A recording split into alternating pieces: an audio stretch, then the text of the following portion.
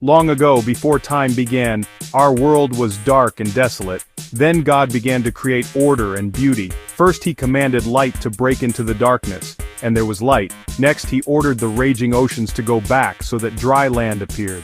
But the land was empty and silent except for the lapping of the waves and the sigh of the wind. So God commanded the earth to produce trees and plants. How lovely the first green leaves and bright flowers looked. Then, high above in the lofty skies that he had made, God commanded the sun to shine in the day, and the moon to give a gentler light by night.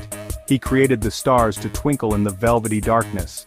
Still sky and sea were silent and empty. So God made creatures to swim and play in the ocean, from the tiniest fish to the largest whale.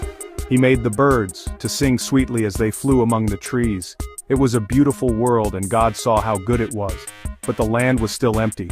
So God made the animals. He created small, furry creatures, and huge, strong beasts as well. The woods and the forests, the fields and the plains, came alive with the animals that God had made. God told all the fishes and birds and animals to bear young and to grow in number so that his whole world could be full and busy and content. God looked at all that he had made and said, "It is very good." God looked with gladness at the vast universe and the beautiful world that he had made. But he knew that he had still to make the most wonderful part of his creation.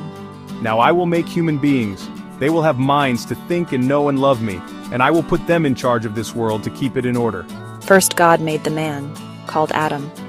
But even with all the animals to care for and play with, Adam was lonely. So God made the woman, Eve, to be his wife, so that they could plan and talk and laugh and love together. God blessed them both and told them to enjoy everything in the world that he had made. They were to have children to help them in the task that God had given them. But although they were in charge of the world, they must always obey God. Pick the fruit and eat it freely. But do not eat the fruit from that one tree in the middle of the garden. That is the tree of the knowledge of good and evil. If you eat the fruit from that tree, you will die. God brought all the animals and birds to Adam, so that he could give them names.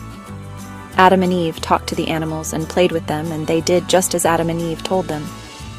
Adam and Eve looked after the garden for God. They took good care of all the plants and trees. Every evening when it was cool, God came to talk to them.